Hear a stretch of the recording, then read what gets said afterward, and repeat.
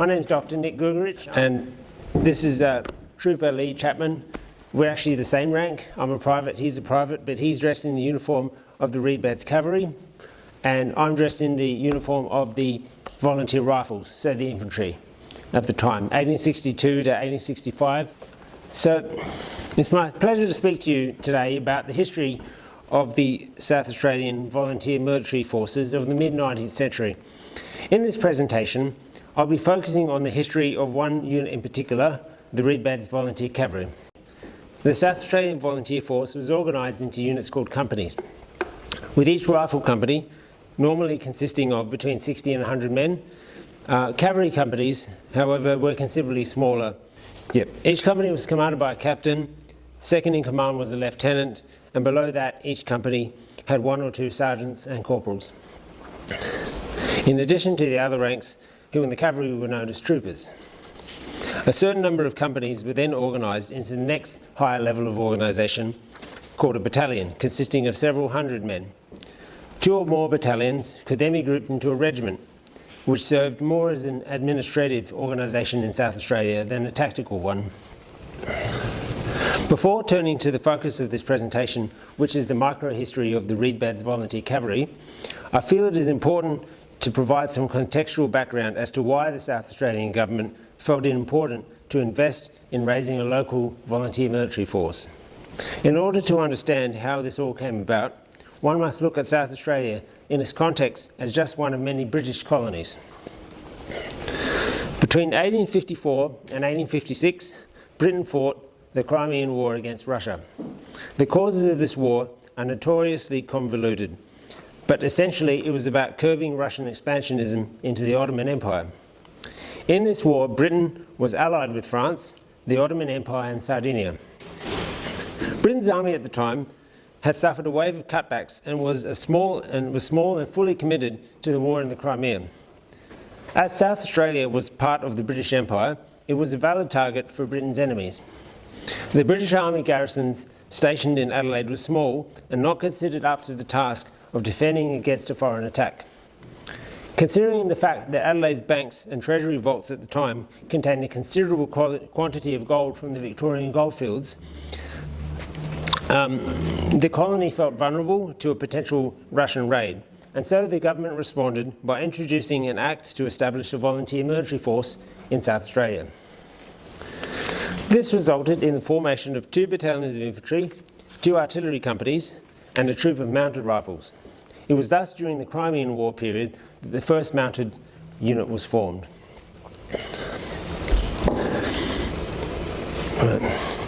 That's a commemorative plate for that short time that Britain and France were actually allies. It didn't last long, as you'll see, as they'd been at war on and off since the Middle Ages, right up to the end of the Napoleonic Wars in 1815. However, by 1858, barely 2 years after the Crimean War, France under Napoleon III was growing increasingly militaristic and expansionist. It was looking very much like she was going to get ready to go to war with Austria, one of Britain's old allies in the Napoleonic Wars, over who should be in control of Sardinia. In addition, there were rumours that Russia, Britain's recent enemy, was intending to invade Turkey again and take Constantinople, capital of the Ottoman Empire. If either of these things happened, it was fully expected that Britain would find herself joining the war on one side or the other. The French situation was, however, considered to be the most likely to draw Britain into a war against France. It didn't help matters that in 1858 an assassination attempt was made on Napoleon III by an Italian nationalist with a bomb made in England. And this is called the Orsini bomb, named after the guy who threw the bomb at Emperor Napoleon. Basically, it's an 1850s hand grenade. Yeah, it didn't work, but it caused a real diplomatic issue when they found out it was supplied from a Birmingham manufacturer. In 1859, Britain authorised the raising of a huge volunteer military force, and most of her colonies, including South Australia, followed suit. One may think that South Australia was a long way from France and the political situation in Europe. However, there was actually a French colony not far off the east coast of Australia on the island of New Caledonia. Here the French were known to have at least 3 naval vessels plus troops. Let us now look at the specific nature of the threat. That is, what form it was thought an attack might take. It was never really believed at the time that the French, or perhaps Russians, would actually attempt to invade in large numbers with a whole army and take over the colony for good. Britain still ruled the waves, and any large naval force would have been noticed by the British Navy and sunk before it could invade Australia. However, it was considered plausible that a small enemy force might slip through unnoticed in a few vessels, land somewhere along the metropolitan coast, such as here we are today, and launch what was described at the time as a piratical raid against the colony. As mentioned previously, just such a force was present off the Australian coast in New Caledonia. The people's fear was that they would wake up one dawn to find that the French had landed and were burning and pillaging their way to the treasury of Adelaide. So that is why it was felt that South Australia needed some form of protection against the possibility of such an attack. Now, the tactical role of the volunteers was not for them to stand up as regular troops in open battle line, but for them to act as skirmishers, harassing the enemy with accurate fire in groups of 2s and 3s, hiding behind every hedgerow, wall and building. In this respect and all others, the South Australian Volunteer Force was modelled on the British one. The history of Adelaide's first mounted unit actually begins not with the Reedbeds Cavalry, but with an almost entirely forgotten unit called the Adelaide Mounted Rifle Corps. This unit was formed in the East Torrens area in 1854, during the height of the Russian scare at the outbreak of the Crimean War. In October 1854, it carried out drill at the Adelaide Racecourse under the command of Inspector Tolmer, the Police Commissioner. He was the obvious man for the job, seeing as he'd formerly seen active service in a cavalry regiment in Portugal and had subsequently joined the 16th Lancers. When the command of the unit was transferred to Captain Gwynn, MLC, Tolmer remained their drill instructor. An observer remarked that they were rather surprised at the corps wearing red facings, which they considered very inappropriate for riflemen, affording as it does a good mark for an enemy to fire at. This tells us that the unit evidently wore the same uniform as the infantry, which at the time consisted of a navy blue jacket with red cuffs, collar and shoulder straps, grey trousers with red piping, and a dark blue peaked cap. This would make sense, seeing as the mounted rifles were traditionally a type of mounted infantry, which would use their horses to move rapidly to the scene of action before dismounting to fight like infantry. In this, their tactical doctrine seems to have differed from that of the Reedbeds Cavalry, who came later, which was more of a conventional cavalry role involving mounted charges and firing from horseback. In December 1854, the Adelaide Mounted Rifle Corps had 31 members, many of whose names rank as prominent foundational figures in South Australia's history.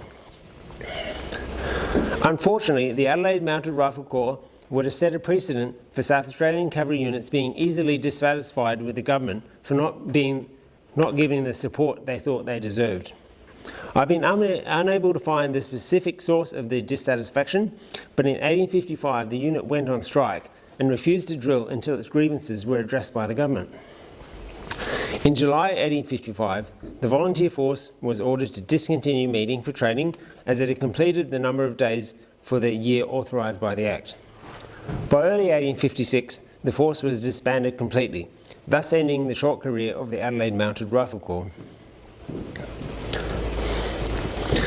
With world politics in an unsettled state, we now jump ahead to January 1860. The scene, a meeting of gentlemen at the home of Mr. John White at the Reedbeds. Here's the old man himself. This being the name of the area now occupied by, and I hope you don't disagree with this, Cowandilla, Fulham, Lockleys, Underdale and West Beach. Yeah, good. Here it was resolved that 1, in the opinion of the meeting, it is expedient that a mounted rifle corps should be formed in the district. 2, that a committee be formed to obtain information as to the best form of rifle, etc. And 3, that a general meeting be called by advertisement. There's the Reedbeds. You probably all know that photo very well, I imagine. And this is the original notice. The general meeting was duly held at Mr. A.H. Davis's large barn, which was very well attended. At that meeting, it was resolved that the company be called the Reedbeds Yeomanry Cavalry. Mr. William Fraser was chosen as drill instructor. Fraser was a young man who had survived the charge of the Light Brigade at Balaclava, which had occurred just 6 years earlier in 1854. And Mr. Clark was chosen as trumpeter. He had served under the Duke of Wellington at Waterloo back in 1815, 45 years earlier, so was evidently anything but a young man. Soon after, he or his unit seemed to have had second thoughts about his appointment, and another man, Mr. John White Jr., was formally elected bugler. The company initially enrolled 34 horsemen, but this number fluctuated and generally decreased during its 10-year existence. The unit's first public event was the Queen's Birthday Military Review, held in the Adelaide Parklands on the 24th of February 1860, which was watched by a crowd 7,000 to 8,000 strong. At this event, the cavalry participated with the rest of the volunteer force, both artillery and infantry, and demonstrated a range of tactical evolutions and manoeuvres. Drill instructor Fraser, the charge of the Light Brigade survivor mentioned earlier, managed to participate even though he had been badly kicked in the head by his horse the day before. He must have been a tough man. Several years later, Captain Ferguson, the commander of the troop, also had a fall from his horse while training in the North Parklands and broke both his arms. The tantrums didn't stop, however. Initially they had 3 officers, 1 captain and 2 lieutenants. When one of their lieutenants resigned, they naturally elected a replacement. However, High Command informed them they could not accept the new appointment, as each unit was only supposed to have 1 captain and 1 lieutenant. Every other unit in the force had to abide by these same rules, yet the Reedbeds were outraged. They lost no opportunity in reminding everyone.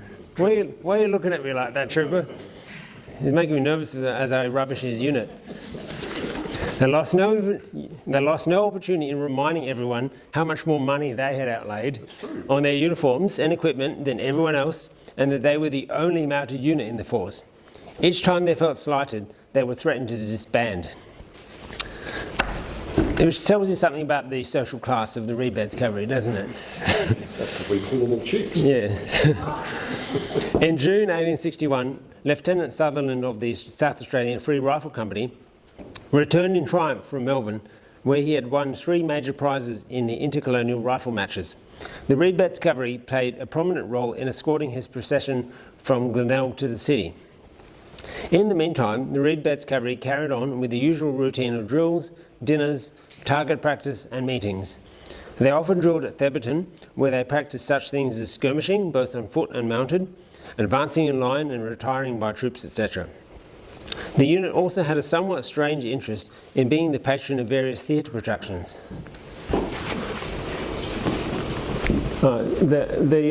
Something's gone weird with the formatting, but that should be highlighted on under the patronage of the Reedbeds Cavalry Corps. So I don't know what that's all about. Maybe a member was involved in the theatre industry or something. Once they had received their breech-loading carbines, more of which later, prize matches were shot for in earnest. Examples of prizes are a silver cup and a silver inkstand sent out from England by their old captain Fisher, as well as joke prizes for the worst shots such as wooden spoons and leaden medals. On one occasion, the losing squad also had to supply 12 bottles of beer. In addition to carrying out target practice on foot, they also practiced firing while mounted. The Reedbeds participated in a notable event at Torrens Park, the home of Sir Robert Torrens, who also happened to be captain of the Adelaide Artillery. This property and the original mansion is now part of Scotch College. Torrens hosted a volunteer fete at Torrens Park, which involved a mock battle swirling around the house involving 175 volunteers, including the Reedbeds Cavalry. An unpleasant situation occurred within the Reedbeds Cavalry at this event, which resulted in a charge of insubordination and a court of inquiry. The unit was under arms when Trooper Bundy left the ranks to water his horse. Upon being challenged, he told his commanding officer, Captain Ferguson, that he would fall out of or in the ranks whenever he chose, and that he was not going to be made a fool of, more particularly by a duffer. Furthermore, when asked by Captain Ferguson whether he intended to apply the term duffer to him, Bundy replied that he might take it as he chose. Allegedly, the captain threatened to punch his teeth down his throat. The court found against Trooper Bundy, and he was dismissed from the unit. However, in March 1868, it was Captain Ferguson who was in the dock, having been charged by the Colonel Commandant of the Volunteer Force with neglect of duty and unbecoming and improper conduct. The court-martial found him guilty of 4 of the 5 charges, and he was removed from his position as captain of the troop. And that was for unrelated issues, not the Bundy incident. So, in January 1863, going back a bit, the Reedbeds had pride of place in the procession to mark the return of Stuart's successful expedition from the north of the continent and back. 3 Reedbeds troopers rode at the head of the procession, and more formed on one of the sides. At a meeting in March that year, a member of the unit proposed that the troop be disbanded. The feeling came from frustration that many members were not turning up for drill practice. Some heated discussion ensued, but the proposal was defeated by a large majority in favour of keeping the unit going. In 1866, the whole volunteer force was overhauled. All of the various units were disbanded and given the option of reforming under new regulations. Many units declined to reform, but the Reedbeds decided to continue on and re-enlist. This time, however, they were no longer the one and only cavalry unit in the colony. First Galway, then Malang, Strathalbyn and Robe also formed troops of cavalry at this time. In 1867 and 69, the Reedbeds Cavalry, now known as No. 4 Troop, brackets Reedbeds Cavalry, played a prominent role in escorting Prince Alfred, the Duke of Edinburgh, around Adelaide during his royal tours. The Duke bestowed the title of the Duke of Edinburgh's Dragoons on the South Australian Cavalry. Along with the rest of the volunteer force, the Reedbeds Cavalry died a quiet death in 1870 through a variety of factors, including infighting and general apathy. Now, turning now to armaments. So the story of the arming of the Reedbeds Cavalry is a saga in itself. By June 1860, the unit, whose numbers had swelled to over 40 men, were complaining that the government wasn't supporting them enough in terms of arms. They had been issued swords, but had neither pistols nor holsters. They had in fact been issued with carbines, but the men considered them old and unfit for use. This matter was even brought before the House of Assembly on multiple occasions. The Treasurer was asked if it is the intention of the government to supply the Reedbeds mounted volunteer force with breech-loading carbines. The Treasurer acknowledged that an application for a supply of breech-loading carbines had been made, but for want of arms, it had not yet been in the power of the government to comply with it. Soon after, however, he confirmed that it was intended to immediately order a supply of breech-loading carbines from England for the use of the cavalry. While they waited for their carbines, in June 1861, it was decided to temporarily supply the Reedbeds with Enfield rifles as used by the infantry, so that they could participate in the forthcoming Australian Rifle Association matches. In April 1862, and still the carbines had not arrived. A reporter remarked that the Reedbeds Cavalry certainly have need of more than an ordinary stock of patience. Finally, on the 18th of June 1862, 50 breech-loading carbines finally arrived aboard the Eliza Corrie, along with the necessary accoutrements and 100,000 rounds of ammunition. Still, it took another 2 months for the government to actually issue the men with their new carbines, which occurred at the Armoury on North Terrace on the 11th of August, 2.5 years after they had enrolled.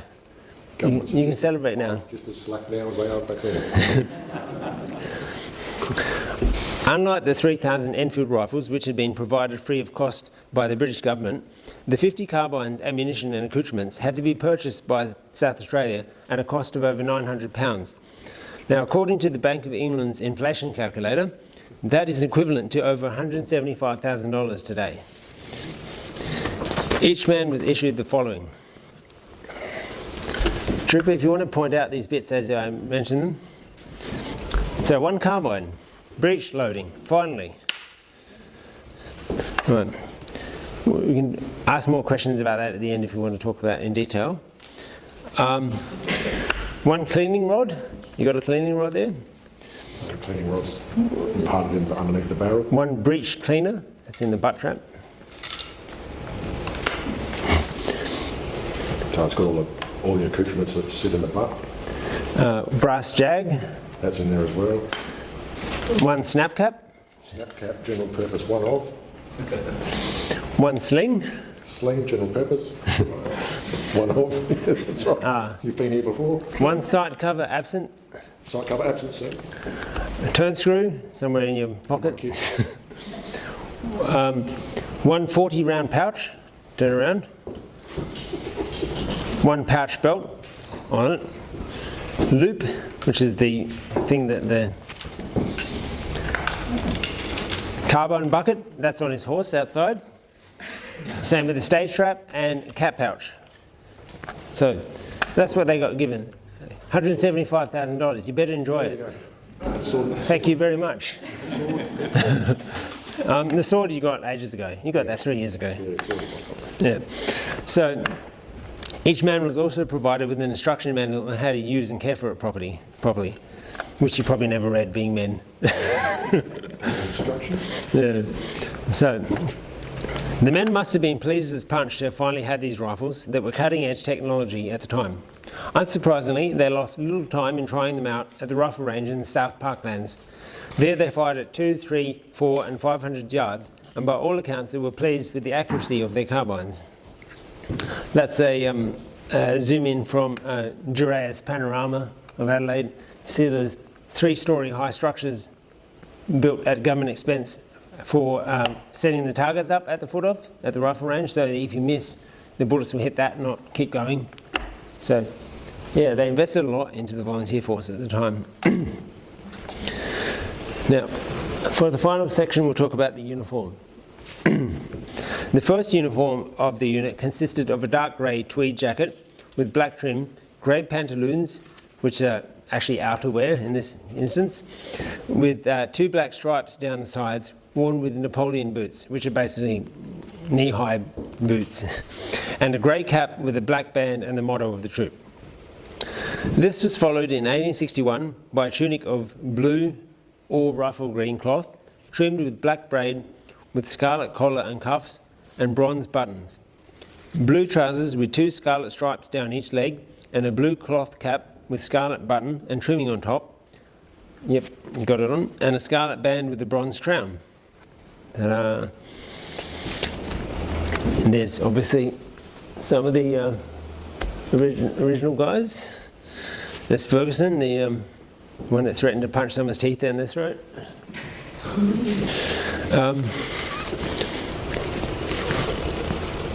Alfred Davis. He's the gentleman whose large barn the formation meeting was held in. And William White. So you see, there's 3 or 4 whites in this unit. No. And the famous helmet.